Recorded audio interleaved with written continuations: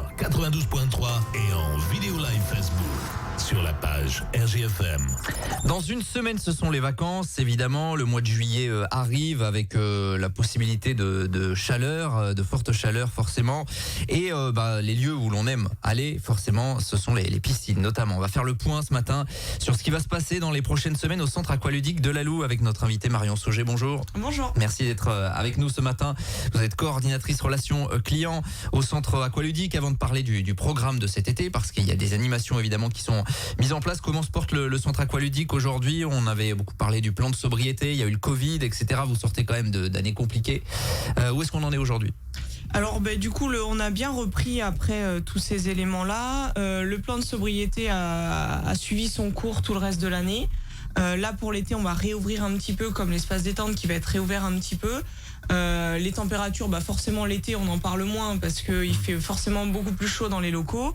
Et sur le mois de juin un peu plus timide sur la fin malgré les températures, mais on espère que pour l'été ça va repartir de plus belle.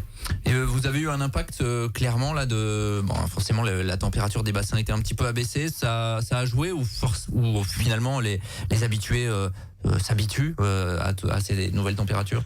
Oui, là où il y a eu le plus d'impact, c'était finalement, comme je disais tout à l'heure, sur l'espace détente, où on a réduit considérablement la plage d'ouverture, et sur les espaces fosses, où là, les clients devaient mettre des combinaisons pour pouvoir être dans l'eau. Sinon, sur les bassins, on n'a pas ressenti réellement une baisse de fréquentation par rapport au plan de sobriété. Avec toujours de l'activité aussi avec les clubs, j'imagine. Tout à fait, au sein du centre aqualudique, c'est quelque chose d'important. Et puis il y avait eu des travaux qui avaient été menés également ces dernières années là sur l'infrastructure, entre guillemets, les vestiaires, les choses comme ça. Oui, à chaque fois, de toute façon, on investit un petit peu sur les différents points, mais il n'y a pas eu de gros travaux de fait sur le courant de l'année. Alors donc la saison estivale elle va débuter, c'est forcément une saison particulière pour vous. Je me souviens il y a quelques années où des records étaient explosés de fréquentation évidemment avec les fortes chaleurs qui malheureusement, et c'est une incidence du changement climatique, ont tendance à se généraliser. C'est pour ça que vous mettez l'accent vraiment sur cette période qui débute donc le 3 juillet, lundi prochain. Oui, tout à fait. C'est vrai que l'année dernière, on a eu 2 vraiment pics de fréquentation. On a bien vu, c'était les week-ends de canicule. Où là on était passé les plus de 1000 personnes à la journée. Pour l'instant sur le mois de juin avec les chaleurs, ça reste plutôt constant, il n'y a pas pour l'instant de gros pics. Donc on verra pendant l'été comment ça se comporte, mais l'idée c'était d'apporter un peu de nouveauté et de côté un peu ludique, notamment avec l'installation d'un ventriglisse à l'extérieur pour apporter justement ce côté ludique. Alors justement, on va parler donc de ce qui se met en place. Ce fameux ventriglisse, c'est typiquement estival. C'est vrai qu'on le voit fleurir un petit peu partout. Ça, c'est Interville, c'est un peu ça. Expliquez-nous donc comment ça s'est installé. C'est à l'extérieur. Vous avez un peu de place pour installer tout ça. Voilà, donc il est à l'extérieur entre les 2 bassins, donc entre les 2 bâtiments, entre le long du bassin extérieur en fait finalement. Ça plaît aux petits, j'imagine. À tout le monde. Tout le monde, y compris les adultes. On l'a utilisé récemment pour notre swim cross et c'était que des adultes et ils ont bien glissé dessus, il n'y a pas de souci. Bon, il n'y a pas de limite d'âge, on peut y aller Il n'y a pas de limite d'âge. Librement. Il y a des structures gonflables aussi tous les après-midi à partir du 11 juillet dans le bassin intérieur, ça aussi. Oui, il y aura en fonction de la fréquentation, s'il y a trop de fréquentation, on le mettra pas pour des raisons de sécurité. Et puis quelques jours dans la semaine où c'est pas possible de le mettre, mais sinon elle sera installée la plupart du temps l'été, oui. Ça c'est quelque chose qu'il faut apporter aujourd'hui. Les gens ont l'habitude on vient plus uniquement pour se baigner, on vient aussi pour passer un moment divertissant, pour s'amuser, et il faut des structures comme ça. Effectivement, pour attirer aujourd'hui, je pense que les gens ont plus envie d'aller à la piscine pour aller à la piscine. Ils voient plutôt parc aquatique avec des jeux, avec pas uniquement aller se baigner, mais pouvoir leur proposer des choses pour pouvoir que ça soit plus fun finalement. Pour les enfants, j'imagine que vous mettez le paquet en dehors de ce ventriglisse, de ces structures gonflables. On rappelle selon la fréquentation bien évidemment parce que ça prend de la place, mais j'imagine que c'est un public à séduire forcément. Oui, c'est surtout d'un public famille et enfants. L'été, c'est peut-être 80% de la clientèle. Après, c'est vrai que les nageurs viennent aussi profiter sur les moments creux. C'est ce qu'on essaie de leur dire, pour pouvoir profiter. Faut pas venir pendant le plein bourg à 2h où va y avoir le plus d'enfants. Et donc c'est pour ça aussi qu'on va mettre des activités en place comme les open games, les après-midi, les lundis après-midi. pour pouvoir justement apporter ce côté ludique en fait, une activité sympa. Alors c'est quoi les Open Games?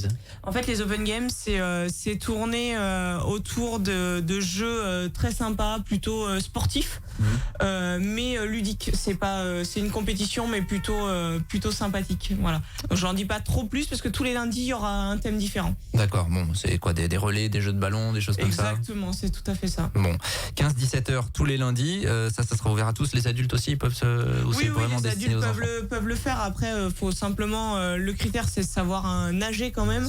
Mais après, sinon, les adultes, s'ils veulent le faire, il n'y a pas de souci. C'est compris dans le prix de l'entrée piscine. Donc, s'il y en a un public familial, ça sera super. Bon, à partir du 3 juillet, c'est évidemment également l'ouverture du bassin extérieur.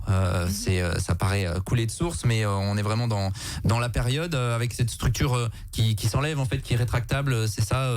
C'est évidemment un lieu qui est prisé les jours de forte chaleur. Oui, donc là on va l'ouvrir tous les après-midi de 14h à 19h. Il n'a pas été ouvert là du coup depuis la fermeture l'année dernière au niveau du plan de sobriété énergétique. On l'a pas chauffé et aujourd'hui il a entre 27 et 28 degrés. Donc c'est une très bonne nouvelle parce qu'en fait il s'auto-chauffe et la toiture justement rétractable permet cet effet de chauffage naturel finalement.